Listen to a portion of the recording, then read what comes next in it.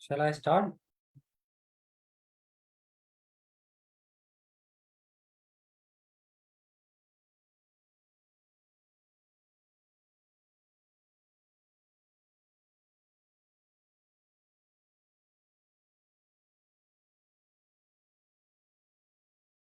Okay, so welcome all of you to this presentation.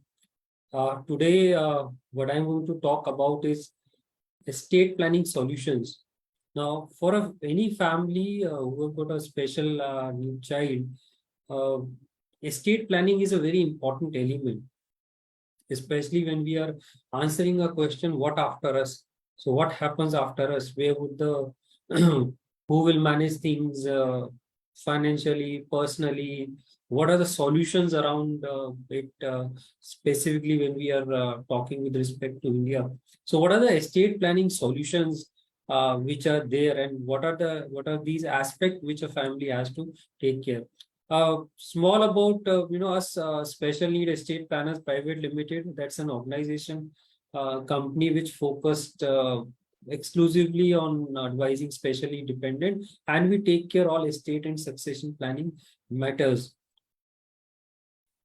So, what we are going to understand today is we will understand a bit about key issues. What are there? Understand about will and trust. Why it is so important.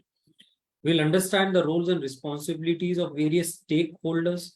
Uh, who are the stakeholders and why we are saying their roles are going to be very important? What are the options for seamless care of a special child post one's lifetime? How the assets can be transferred and how steady income stream can be ensured, which benefit lifelong care of special need child. Let's look at some of the challenges which are faced by families. So, maintaining quality of life for special need child. Every family, every parent wants that the quality of life which they have given to their child, it should be maintained even after them.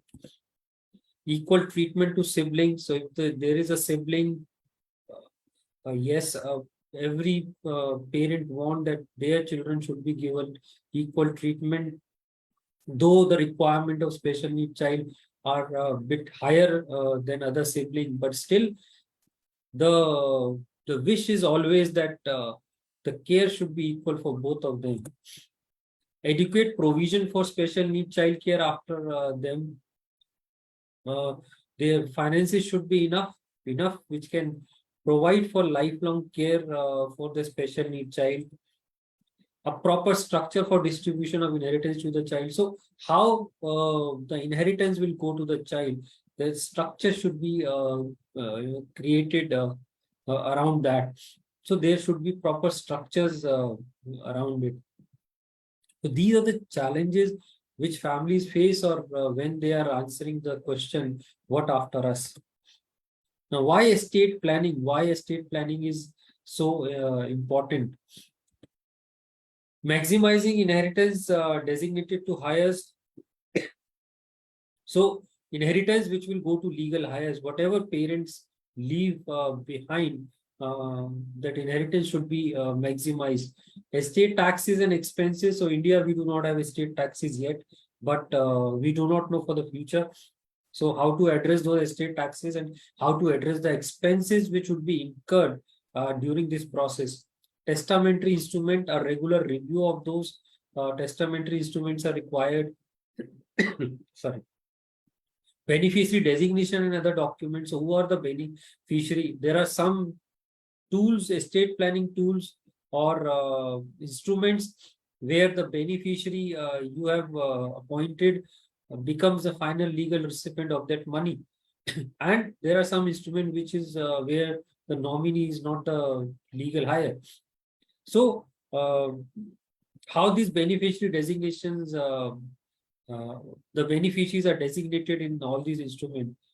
The guardianship of children, who is going to take up guardianship for the child after the parent? Till parents are there, they are the guardian, but who is going to after them? Distributing asset to the beneficiaries. So if there are two children, so how the asset should be distributed in a proper manner. and manage estate assets. So if you have a large estate, probably how to manage that estate is also important. So these are all why estate planning is so important.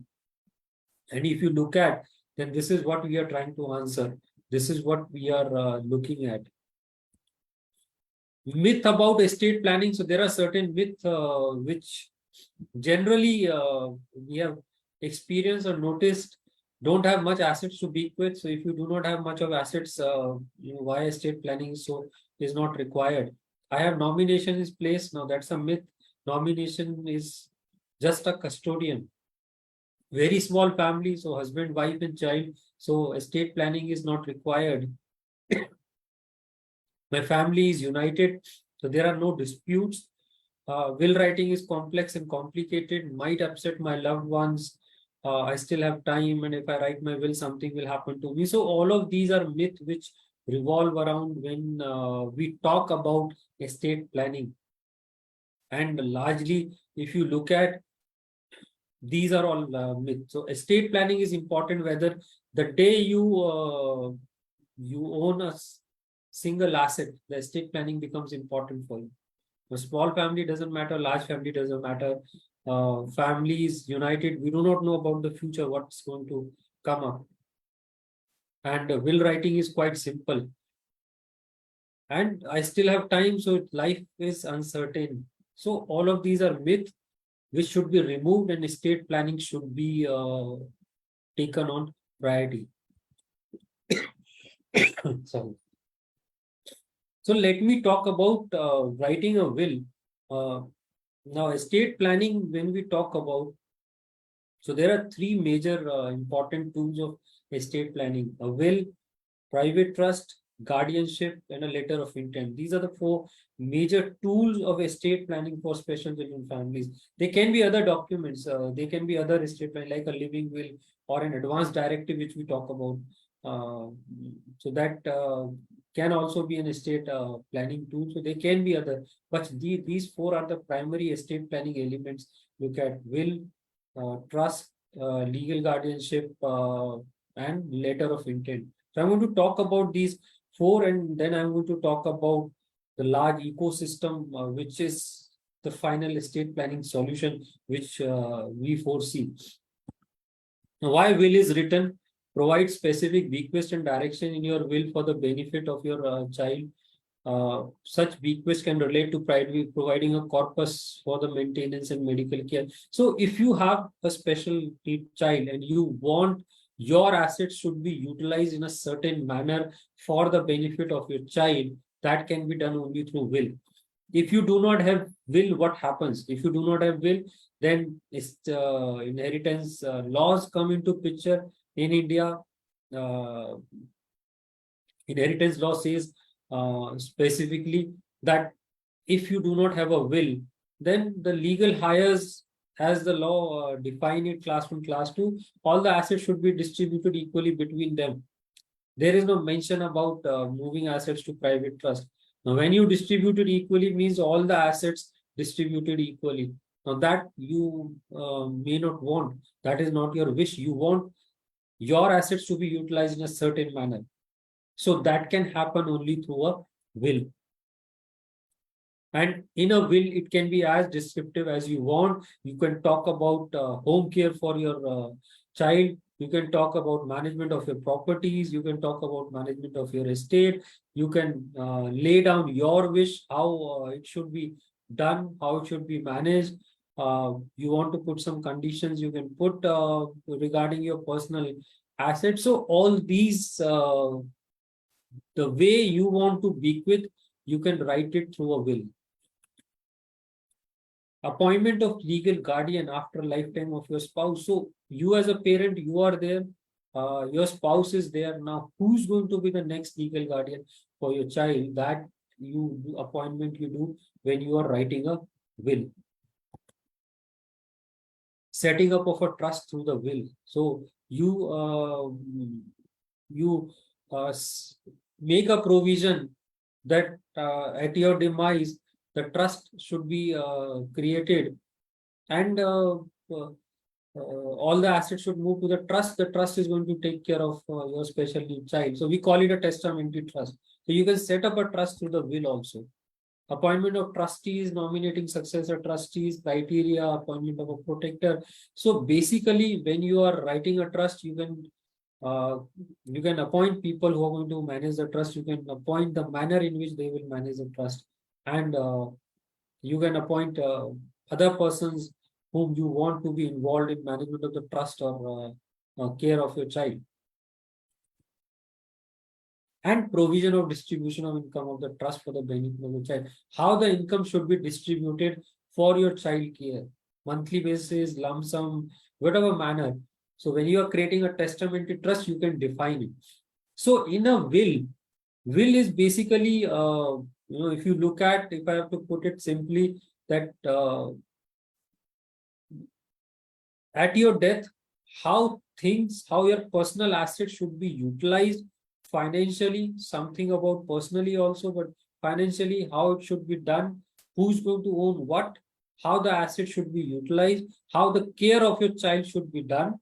You can do it through a will. So you can write a comprehensive will. Sometimes you can write a will and you can attach a letter of wishes also. So you can write a letter of wish and attach to a will, which becomes a document that when the will is finally executed, the letter of wishes is takes care of the way you want the care should be done. And up to the last stage, that how will the corpus be distributed upon the demise of the child. So the corpus will manage your child affair financially, but after the demise of your child, if there is any corpus left, who is going to own that corpus, where it should be distributed, you can write up to that extent. So if you look at will provisions, you can write a very detailed will uh, specifying about your wish, about the way things should be done when you are not there tomorrow. So checklist for creating an effective will. So a small checklist which every parent, when they are creating a will, they should take into consideration. That prepare a list of all your assets. Prepare a list. What are your assets? What are your debts? What are your liabilities? What are your expenses? So prepare a list which will clear out your assets and liabilities. Make your intentions very clear in the will. So when you are writing a detailed will, make your intentions very clear. How do you want to do it? As I said, even a letter of which you attach to a will can make your intentions very clear. Do not keep any ambiguous clause. It should be very clear. If you want to disinherit someone from your estate, the reason should be mentioned very clearly. Why do you want to do it? Avoid making errors. If you wish to disinherit any family member, state the reason clearly why you want to do so. If you leave more for the special need child, clearly state the reason. So there are two children. If you have a special child, you want to leave more assets to him because he requires more money for his care, then you should clearly state the reason why it is being done. Sign on every page of the will, attach a doctor's certificate. It can authenticate of your sound state of mind. Let the executor know about your will.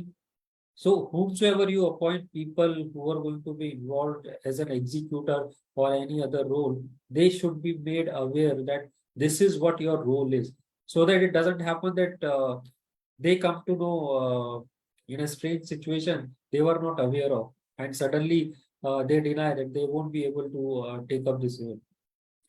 Redraft will every 3 years, so 3-4 years just you can review the will. And lastly, take professional help to validate what you have written. So this is a checklist for creating an effective will. Now, what is the estate planning options? So now you have a legacy. What estate planning options you have? That means how you will to decide who is going to manage all the affairs. So there are 3 or 4 options you have. Distribute assets to sibling or family member for special need benefit. So distribute asset to the sibling or any family member you have identified, and he's going to take care, manage all the financial affairs. Gift, bequeath asset to a special child managed by guardian. So you leave everything to directly to the special child, and it will be managed by the legal guardian you appoint. establish a special need trust. So you establish a private family trust. In India, we call it a private family trust. And the trust will take care of your child financially. And lastly, distribute assets to the residential living center for benefit of special need child care. So if your child is going to reside in residential care, both parents' lifetime, then you can give all the assets to the residential care also. Now, these are the four estate planning options every family has. Which one suits your family requirement? Which one you would like to take? You need to choose. But largely, a special need trust can be I would say it's the most beneficial option, considering that you have a separate entity whose role is just to manage the financial care of your child. Nobody owns the asset. Your child only owns the assets. So whatever options you choose, the way you want your asset should be utilized for your child, you should choose and select wisely.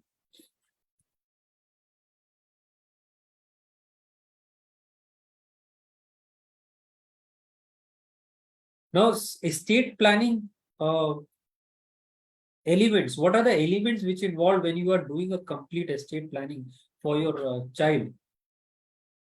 Insurance planning. So, who is going to have insurance? Parents, legal guardian. The benefit would be on special need dependent. So whoever is, so the benefit will go to the special need child. How the insurance planning would happen, how the insurance proceed will go, whether it go directly to your child or whether it go to your trust. So that the planning would be required. Investment strategy. How much is the corpus required? So if we have to answer how much is the money which will be required in total for your special need child care, that needs to be identified. And once that is identified, the funding to the special need care has to happen. So the corpus has to go to the trust or be left to the child if it is left to the legal guardian. But when there is a corpus, then growth, capital security, monthly income, income tax, and trust law, all this will come into consideration. How the corpus will grow, how the capital will be secure, how the monthly income would be generated. All this is part of investment strategy which will be required. When it comes to funding, then whether it is going to be funded today or tomorrow, how the accumulation would happen, how the instant funding would happen. So if something happens to the parents tomorrow, where would this instant funding would come from? Tools to create corpus. So how corpus should be created? Whether you invest into a growth asset or put into fixed deposit, how it is going to grow. Then there is an oversight mechanism. So who is going to look after all these things? Who's going to be the all these things? So who's going where the trustees are going to report? So your in MIS investment report, others, and their protector and guardian who will be involved in overseeing the trust affairs. So these are estate planning elements when you are planning for your child future, especially a scenario when we are talking about what after us.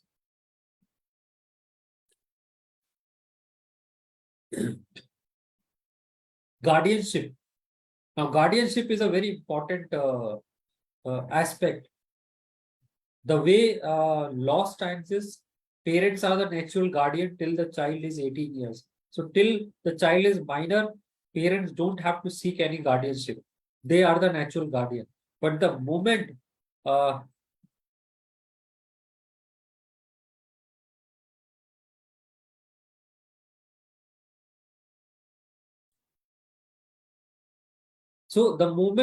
child turns 18, then there is no guardian. Once child turns 18, then he or she is an adult. And when she is an adult, then in the law, it is considered that as an adult, you can take all the decisions. So there is no guardian required. But yes, for special needs situation, for support, the legal guardian would be required. So once the child turns 18, then the legal guardianship will has to be obtained by the parents. And in India, the National Trust Act is there, so the guardianship can be obtained through process through national trust. Then there is a testamentary guardianship. That means you appoint a guardian through will. In both situations, now even when the child is minor, the parents are natural guardian. But who is going to the guardian if something happens to the parents? So who's going to take care of the child personally and financially? And even after once the child turns 18, the post parents, who's going to be the next legal guardian? Because for taking decisions on the child behalf, a guardian would be required. A guardian would be required to sign the documents. A guardian would be required to decide for the benefit of the child. Sorry. So who's going to be the guardian? That you appointed through a will. That is called a testamentary guardianship. You appoint in the will that after your parents' lifetime, this is the person who is going to be the next guardian for the child. There is an Indian code, that is Guardianship and Ward Act 1890. It is applicable especially when the ward is in minority. And trust setup. So you appoint a guardian even through trust also, but that is largely more under the laws prevailing for guardianship in India. So these are the ways you appoint guardian. And for any parents, all form of guardianship they will experience. So they will experience the natural guardianship when the child is in minority phase. They will have to seek guardianship once the child turns 18, and they will have to appoint a next guardian through will, that is testamentary guardianship. Identify a person who is going to take up the role of guardianship after the parent's lifetime. But the most important is identifying the next person. Who's going to be the next person? And when you are identifying a guardian for the for after your lifetime, you need to ask certain questions. Do you wish to have a separate guardian for personal and financial affairs? Largely, we do advise that separating the role would be more beneficial. But in what capacity, that we are going to discuss. So do you wish to have a separate guardian for both, or you can have a same guardian for managing both the affairs? Is your identified guardian aware of your child need? The next legal guardian should have some awareness about your child requirement. You can't appoint somebody who do not understand about your child requirement, and he is going to take decisions on your child behalf. Does your identified guardian know what changes they will have to bring in their life? So every guardian who you are going to appoint in the will, who is going to take up the role after your lifetime, will have to make some changes in the will, or some changes in their life, because within the life they are managing, they will also have family. So within that, they will have to make adjustment for managing your child affair. And that's why we ask the first question. Will they be comfortable in managing both the affairs? Because their role will be then much higher. So are they going to ready to make adjustment? Have you considered the identifying guardian as a guardian of the sibling also? So if there is a sibling and during the minority, is he going to be the same guardian? Where will your child live once the guardian takes your role? So are they going to be from the same city or from the other city? If they are in the other city, then there will always be a cost to incur by the guardian. How the guardian will be paid for that cost? How the expenses would be reimbursed? Is your identified guardian a family member, friend, relative, or an institution? If it is, then how does the child respond? Is the guardian known to you? If then whether the child is comfortable or not? So that's a checklist when you are identifying a guardian, which you have to ensure that when you are identifying a next guardian, you do answer these questions, which will make things much easier after your lifetime.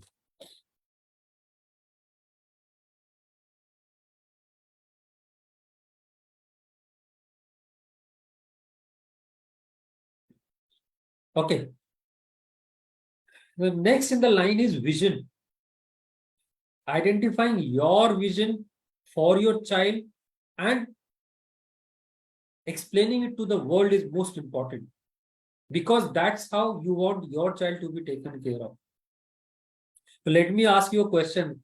You leave your child to a neighbor for 2 hours, you can give verbal instruction. You leave it for maybe 48 hours, still you can give verbal instruction. When you appoint a guardian, somebody for the complete lifetime affair, can you give verbal instruction? No.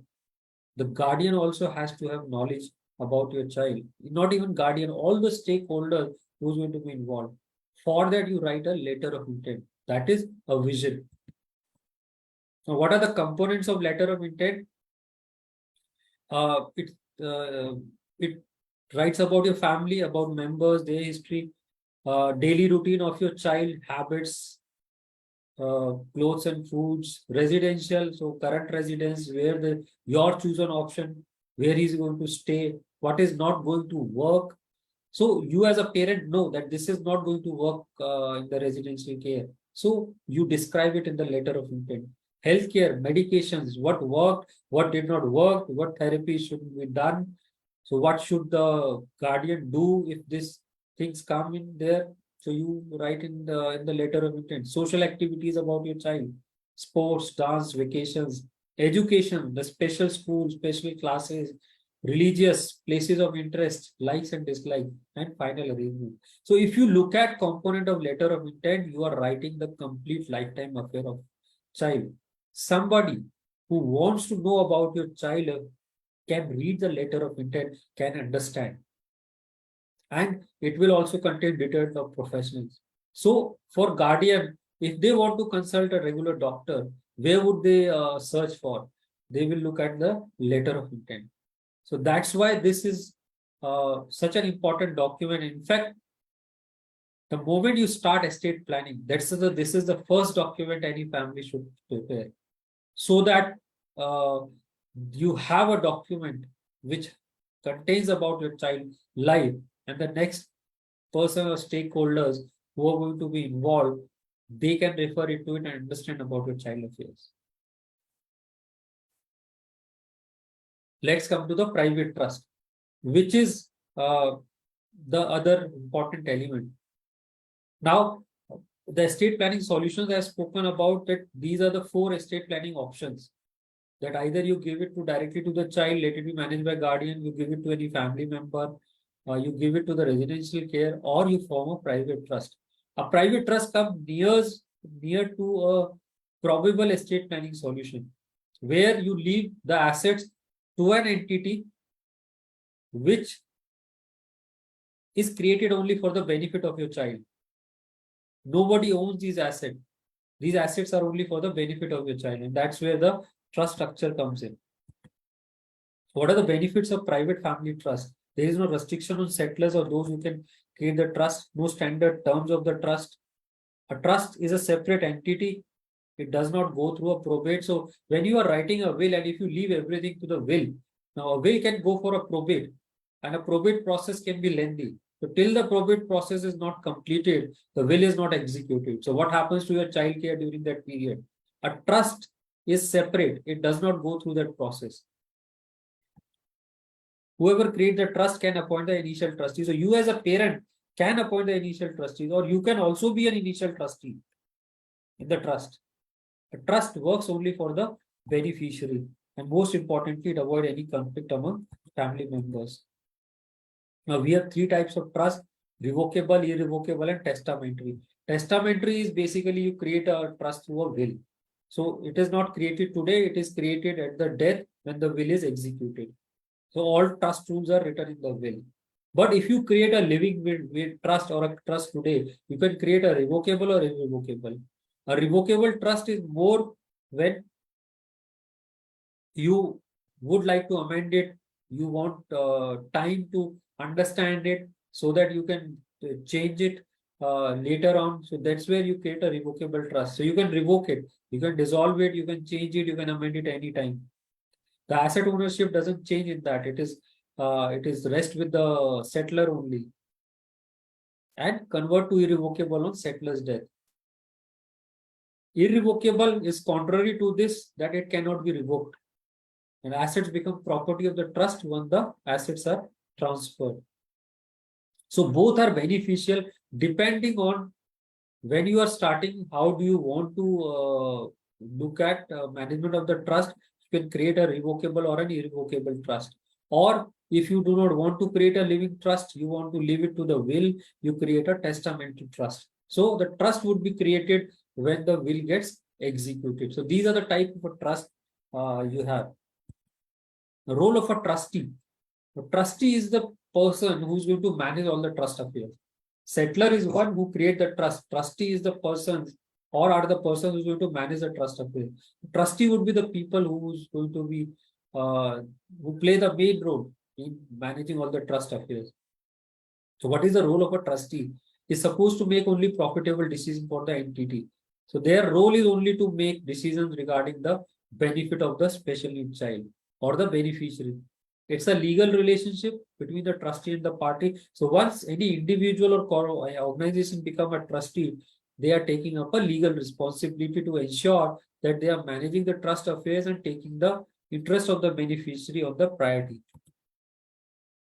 And the trustee is not to suppose to make any profit for themselves, but using the resources of the trust. So they are only supposed to manage the trust within the trust deed setup, within the provision which has been done, and only look after for the benefit of the beneficiary. That is your special needs child.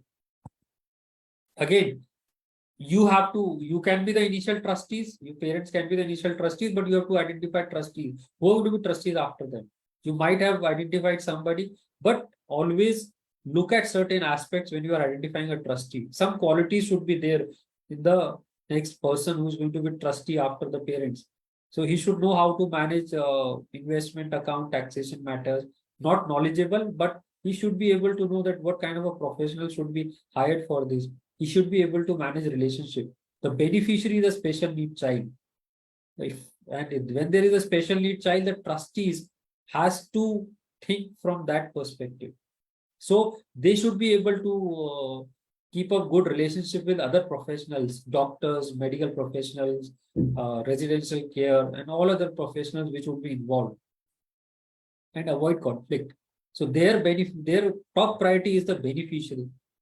So as far as possible, the person trustee whom you appoint should be know how to avoid conflict.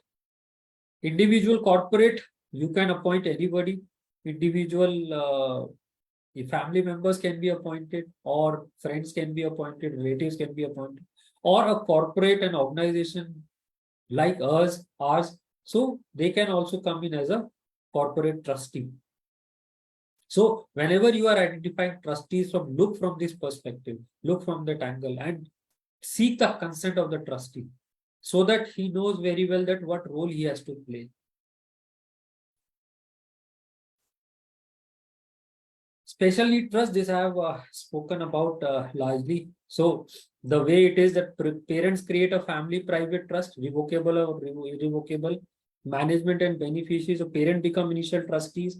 Parents identify and appoint future trustees. Parent can also be the beneficiary. So it's not about the only child. Parents, their old age will also be an aspect which every family, every parent has to think about. Now, same trust which can look after the child can look after the parents also. Managing the corpus, investment, growth, tax efficiency, sustainability, fund cost of child care. So the trust can fund quarterly, half yearly, annually, any lump sum requirement comes in. So whatever manner the funding for the child care has to happen, the trust can do it. It can provide security to assets. So once the trust becomes irrevocable, then assets become the trust property. Monitoring of a trust. So appoint trustees. Now you can appoint a mix of trustees, family members, parents, professional trustees can come in. So when there is a mix of trustees from different areas and not knowing each other, probably can be a good framework for a trust to be managed efficiently. And lastly, we say it's a most viable structure. You can set up layer of securities to ensure flow of funds for expenses, and the income distribution can be as flexible as you want. So it's a private family trust. Yours, you can create it as per your own requirement. The way you want it for the benefit of your special needs child, you can create this trust. Now, who are the stakeholders? So there are guardian, individuals can be there. NGOs, if registered with National Trust, can take up the guardianship. One of the trustees can also be the guardian. Then there are trustees who are going to manage the financial affairs. There is support, people in support, family member, friends, parents, community. Then there are service providers, residential living, medical professionals. These are all stakeholders. And when we talk about stakeholders, which means they are all of them would be involved with your child affair. Now, we have estate planning tools. You have created estate planning tools or estate planning, these legal documents. They are functioning. But what can be the biggest problem? The biggest problem is that the sync of these stakeholders with each other.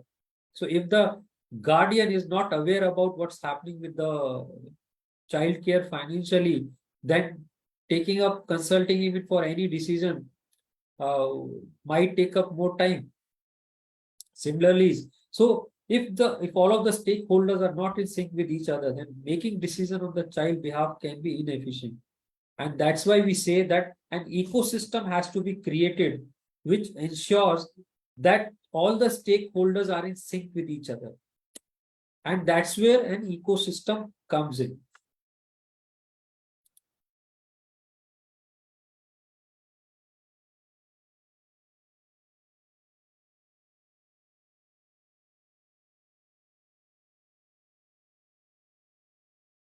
So now, what is an ecosystem?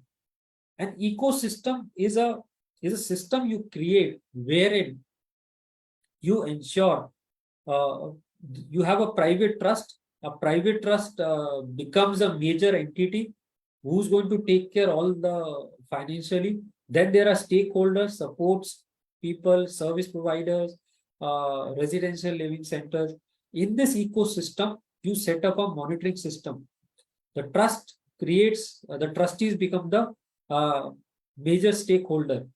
They set up contracts with all the service providers and all other stakeholders. And a monitoring system is created regularly, efficiently, a periodic monitoring system which ensures that it is accessible to everybody and it's being monitored by the main family member and everybody has an access to it. The medical professionals upload the regular report, the residential care uploads the regular report, the guardian can see it, the trustees who have set up contracts with the service providers. So they ensure that the regular periodic monitoring is happening and the reports are being submitted. And trustees submit the reports finally to the person or the people who are overseeing the trust mechanism. So this ecosystem, the benefit of this ecosystem is that a review system like this, a periodic system like this can ensure that all the stakeholders, they are knowing about the child care, what's happening, and tomorrow if any decision has to be taken with respect to the child, the decision is more efficient.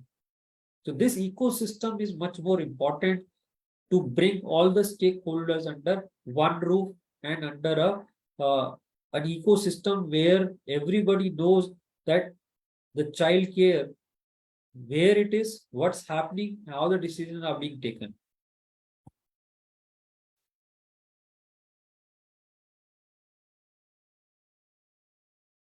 Okay, just to end up with, I'll take up a small case study. So Vicky, 27 years old, is a special need adult. Gaurav wished to estimate corpus required for lifetime care. Let's assume life expectancy of Vicky is 70 years.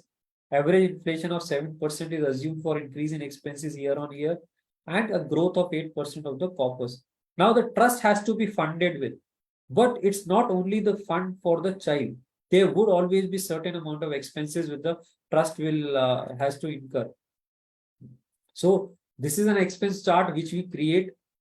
So suppose Vicky yearly expenses or monthly expenses is 58,000, which Gaurav has estimated.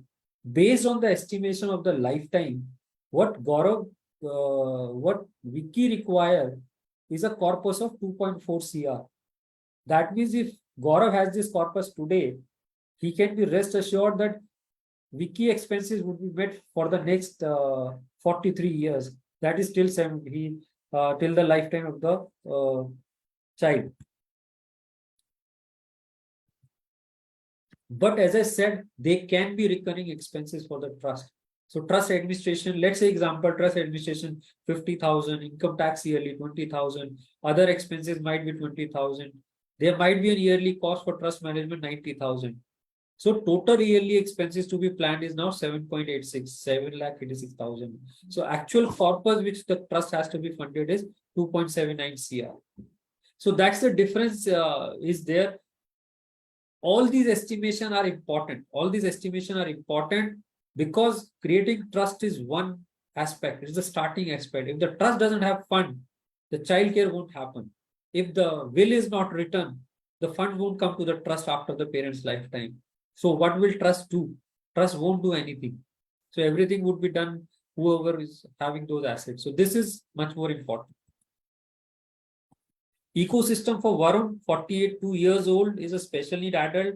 Varun father Ravi, 75 years old, and wish to plan for Varun care considering his old age. Varun mother died 10 years ago. An immediate family member available is younger brother who is NRI. So his brother's son is also NRI, but Ravi wished to involve him to oversee Varun care. So here's the situation. Varun is a special need adult. Varun father is 75 years old. He has a younger brother who is an NRI. He wants to involve his brother's son, but for Varun care.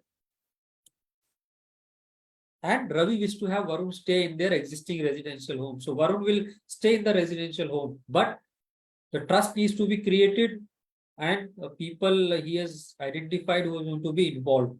So how do you create this ecosystem? One second.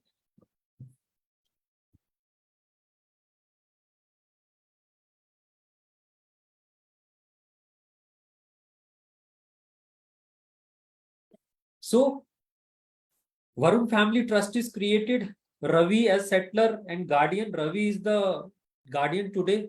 So he appoint initial and future trustees. So Ravi identified one more trustee and also appoint future trustees. So there are professional trustees who are appointed, a company, a corporate or professional trustees. So they manage his day-to-day affairs. They set up contract with service providers for institution, medical professional, other professionals for regular review and monitoring.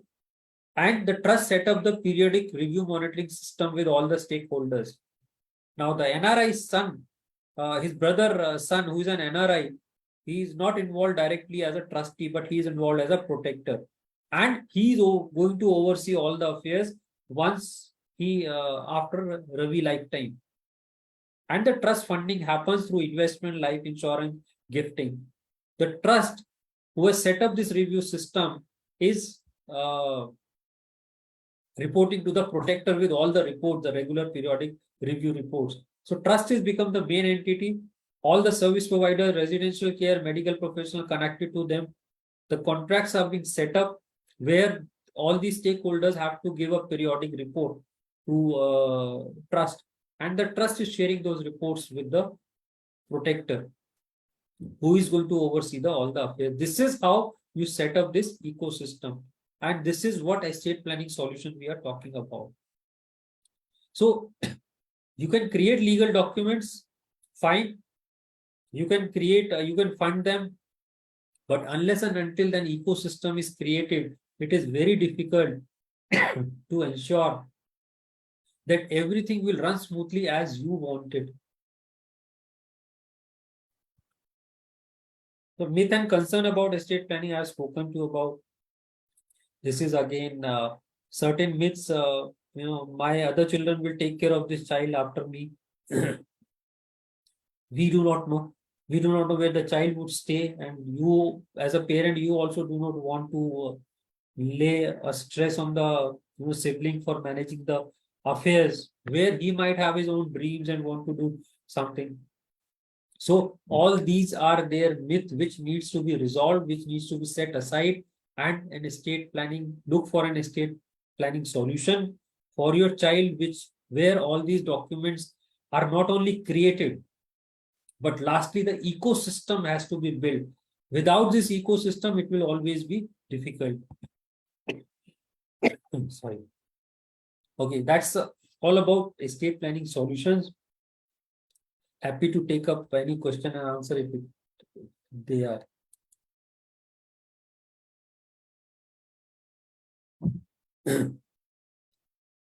Okay, thank you everybody. This was about estate planning solutions of how special need children families look forward to, and I'm sure what I have spoken about today uh, is a way forward, and happy to we'll be again we'll come up with some other important elements of estate planning. Thank you and see you.